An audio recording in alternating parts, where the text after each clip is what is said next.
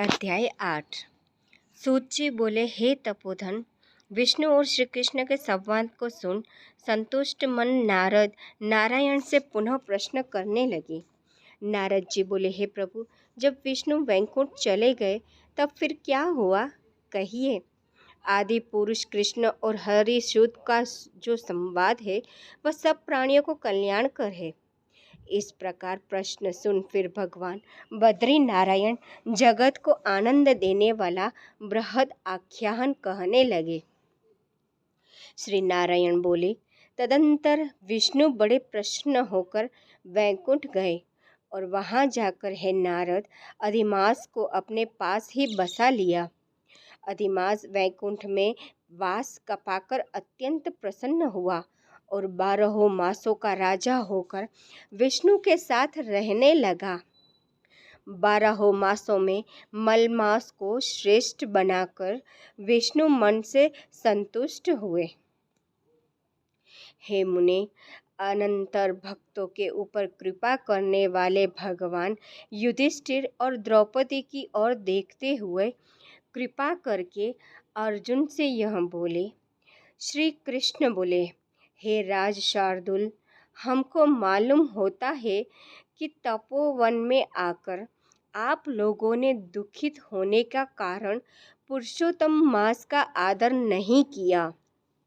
वृंदावन की शोभा के नाथ भगवान का प्रिय पात्र पुरुषोत्तम मास आप वनवासियों का प्रसाद से व्यतीत हो गया। भीष्म, द्रोणाचार्य, कर्ण के भय से संत्रस्त मन आप सब लोगों ने भय और द्वेष से मुक्त होने के कारण प्राप्त पुरुषोत्तम मास का ध्यान नहीं किया। कृष्ण दयापान व्यासदेव से प्राप्त विद्या के आराधन में तत्पर रणवीर अर्जुन के इंद्रकील पर्वत पर चले जाने पर उसके वियोग से दुखित आप लोगों ने पुरुषोत्तम मास को नहीं जाना। अब यदि आप यह पूछे कि हम क्या करें, तो मैं यही कहूँगा कि भाग्य का अवलंबन करो। पुरुषों का जैसा अदृष्ट होता है वैसा ही सदा भासता है। भाग्य से उत्पन्न जो फल है वह अवश्य ही भोगना पड़ता है। सुख, दुख, भय, कुशलता इत्यादि भाग्यानुसार ही मनुष्य को प्राप्त होते हैं। अतः अदृष्ट पर विश्वास रखने वाले आप लोगों को अदृष्ट पर निर्भय रहना चाहिए। अब इसके बाद आप लोगों के दुख का दूसरा कारण और बड़ा आश्चर्यजनक इतिहास के सहित कहते हैं। हे महाराज, हमारे मुख से कहा हुआ सुनो। श्री कृष्ण बोले, यह भाग्यशालिनी द्रौपदी पूर्व जन्म में बड़ी सुंदरी मेघावी ऋषि घर के में उत्पन्न हुई थी।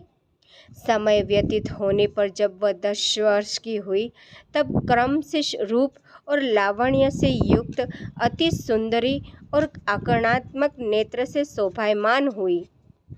चातुर्य गुण से युक्त यह अपने पिता की एकमात्र इकलौती कन्या थी। अतः चतुरा, गुणवती, सुंदरी यह पिता की बड़ी लाडली थी। मेघावी ने सदा लड़के की तरह इसे माना, कभी भी अनादर नहीं किया। यह भी साहित्य शास्त्र में पंडिता और नीति शास्त्र में भी प्रवीणा थी। इसकी माता इसकी छोटी अवस्था में ही मर गई थी। पिता ने ही प्रसन्नता पूर्वक पाला पोसा था। पास में रहने वाली अपनी सखी के पुत्र पौत्रादि सुख को देख इसको भी स्पृहा हुई और तब यह सोचने लगी कि हमें भी यह सुख कैसे प्राप्त होगा। गुण और भाग्य का निधि, सुख देने वाला पति और सत्पुत्र कैसे होंगे। इस प्रकार मनोरथ विचारती हुई सोचने लगी कि पहले मेरा विवाह उपस्थित था, परंतु भाग्य ने बिगाड़ दिया। अब क्या करने से अथवा क्या जानने से एवं किस देवता की उपासना करने से या किस मुनि के शरण में जाने से अथवा किस तीर्थ का आश्रय करने से मेरी मनः कामना पूर्ण होगी। मेरा भाग्य कैसा सो गया कि कोई भी पति मुझको वरण नहीं करता है। पंडित भी मेरा पिता मेरे ही दुर्भाग्य से मूर्ख हो गया है। बड़ा आश्चर्य है, विवाह का समय उपस्थित होने पर भी मेरे समान वर को पिता ने नहीं दिया। मैं अपनी सहेलियों के बीच में प्रमुख हूँ, परंतु कुमारी होने के कारण पति दुख से पीड़ित हूँ। जैसे मेरी सखियाँ पति सुख को भोगने वाली है, वैसे मैं नहीं हूँ। मेरी भाग्यवती माता क्यों पहले मर गई? इस प्रकार चिंता से व्याकुल कन्या मनोरथ रूप समुद्र के मोह रूप जल में निमग्न हो शोक मोह रूप लहरों से पीड़ित हो गई। इसके पिता मेघावी ऋषि भी कन्यादान के लिए कन्या के समान वर ढूंढने के हेतु देश विदेश भ्रमण करने के लिए निकले, परंतु कन्या के अनुरूप वर न मिलने से अपने मनोरथ में निराश हुए। कन्या के और अपने भाग्य से कन्यादान रूप संकल्प के पूर्ण न होने से देवयोग के कारण बड़ा भारी दारुण ज्वर उन्हें आ गया। अब अंग ऐसे फूटने लगे जैसे समस्त अंग टूट टूट कर अलग हो जाएंगे, और ज्वर की ज्वाला से व्याकुल हुई श्वासोच्छ्वास लेते महादारुण मूर्छा से मदिरा पान से उन्मत्त की तरह पैर लड़खड़ाते गिरते पड़ते किसी तरह घर में आए और आते ही पृथ्वी पर गिर पड़े। भय से विहल कन्या जब तक पिता को देखने आए तब तक कन्या को स्मरण करते हुए मेघावी मुनि मरणासन्न हो गए। भाग्य के फल रूप बल से एकाएक कांपने लगे और कन्यादान प्रसंग से उठा हुआ जो महोत्सव था वह जाता रहा। तदंतर पहले किए हुए गृहस्थाश्रम धर्म के परिश्रम के प्रभाव से संसार वासना को त्याग कर भगवान में चित्त को लगाने लगे। उस मुमुक्षु मेघावी ऋषि ने शीघ्र ही नील कमल के समान श्याम त्रिवली से सुंदर आकृति वाले श्री पुरुषोत्तम हरि का स्मरण किया। हे रास के स्वामी, हे राधा रमण, हे प्रचंड मुग्ध जड़ से दूर ही देवताओं के शत्रु दैत्य को मारने वाले, हे अति उग्र दावानल के पान करने वाले, हे कुमारी गोपिकाओं के उतारे हुए वस्त्रों को हरण करने वाले, हे श्री कृष्ण, हे गोविंद, हे हरे, हे मुरारे, हे राधेश, हे दामोदर, हे दीनानाथ, मुझ संसार में निमग्न की रक्षा कीजिए। इंद्रियों के ईश्वर आपको प्रणाम है। इस प्रकार मेघावी के वचनों को दूर से ही सुनकर श्री भगवान के दूत चटपट मुकुंद लोक से आए। उस मरे हुए मुनि को हाथ से पकड़कर ईश्वर के चरण कमलों में ले गए। इस प्रकार अपने पिता के प्राणों को निकलता देख वह कन्या हाहाकार करने रोने लगी और पिता के शरीर को अपनी गोद में रखकर अति दुख से विलाप करने लगी।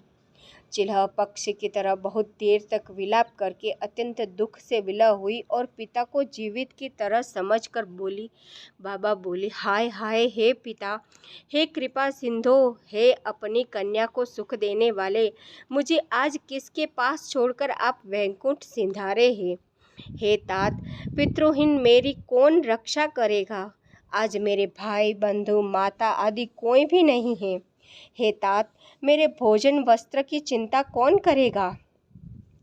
कैसे मैं रहूंगी इस शून्य वेद ध्वनि रहित निर्जन वन की तरह आपके घर में? हे मुनि श्रेष्ठ, अब मैं मर जाऊंगी, ऐसे जीने में क्या रखा है? हे कन्या, मैं प्रेम रखने वाले पिता, हे तात, विवाह विधि बिना किए ही आप कहाँ चले गए? हे तपोनिधे, अब यहाँ आइए और अमृत के समान मधुर भाषण कीजिए।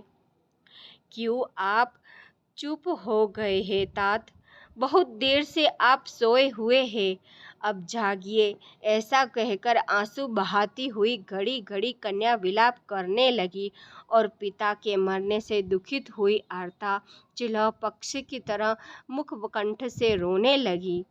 उस लड़की का रोदन सुन उस वन में रहने वाले ब्राह्मण आपस में कहने लगे कि इस तपोवन में अत्यंत करुण शब्द से कौन रो रहा है। ऐसा कहकर सब तपस्वी चुप होकर यहाँ मेघावी ऋषि की कन्या का शब्द है ऐसा निश्चय कर घबराए हुए हाहाकार करते मेघावी के घर में आए और वहां आकर सबने कन्या के गोद में मरे हुए मेघावी ऋषि को देखा और देखकर उस वन के रहने वाले सब मुनि भी रोने लगे। कन्या की गोद से शव को लेकर शिव मंदिर के पास स्मशान पर गए।